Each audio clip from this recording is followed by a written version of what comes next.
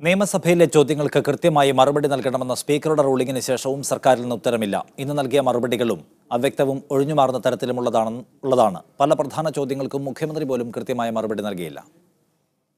ഈ സഭാ സമ്മേളനം ആരംഭിച്ച കഴിഞ്ഞ 25 മുതൽ എംഎൽഎമാർ എഴുതി നൽകിയ ചോദ്യങ്ങളിൽ 616 ഇനിയും മറുപടി ലഭിച്ചിട്ടില്ല. മന്ത്രിമാരിൽ നിന്ന് ഉത്തരം കിട്ടാത്തതിനെക്കുറിച്ച് എംഎൽഎമാർ പരാതിപ്പെട്ടതിനെ തുടർന്ന് ഇന്നലെയാണ് സ്പീക്കർ റൂളിംഗ് നൽകിയത്. ഇതേ തുടർന്ന് 165 ചോദ്യങ്ങൾക്ക് ഇന്ന് മറുപടി നൽകി. ഇതിൽ ഭൂരിഭാഗം മറുപടികളിലും കൃത്യമായി വിവരങ്ങൾ നൽകിയില്ല. പല ചോദ്യങ്ങൾക്കും വിവരം ശേഖരിച്ചു വരികയാണെന്ന മറുപടി നൽകി ഒഴിഞ്ഞുമാറുകയാണ് സർക്കാർ. മുഖ്യമന്ത്രിയുടെ വകുപ്പുമായി ബന്ധപ്പെട്ട ചോദ്യങ്ങൾക്കും ഇതേ രീതിയിലാണ് മറുപടി. ഒരു വർഷത്തിനിടെ സ്കൂൾ കുട്ടികൾക്ക് നേരെ നടന്ന ലൈംഗികാതിക്രമത്തിന്റെ വിവരങ്ങൾ മറുപടി പ്രകാരം ആഭ്യന്തര വകുപ്പിൽ ലഭ്യമല്ല. തന്റെ കീഴിലുള്ള സ്ഥാപനങ്ങളിലെ താൽക്കാലിക നിയമനത്തെക്കുറിച്ചും മുഖ്യമന്ത്രിക്ക് കൃത്യമായ വിവരങ്ങളില്ല. തദ്ദേശ വകുപ്പിനെക്കുറിച്ച പല ചോദ്യങ്ങൾക്കും ഈ രീതിയിൽ തന്നെയാണ് മന്ത്രിയുടെ മറുപടി. കേരളത്തിൽ നടന്ന ദേശീയ ഗെയിംസ് നടത്തിപ്പിൽ 25 കോടിയുടെ പാഴ്ചെലവുണ്ടായതായി സ്റ്റേറ്റ് ഓഡിറ്റ് വകുപ്പ് കണ്ടെത്തിയതായി ധനമന്ത്രി സഭയെ അറിയിച്ചു. മൂന്നാറിൽ 126 അനധികൃത നിർമ്മാണങ്ങൾക്ക് സ്റ്റോപ്പ് മെമ്മോ നൽകിയതായി റവന്യൂ മന്ത്രിയും സഭയെ അറിയിച്ചു.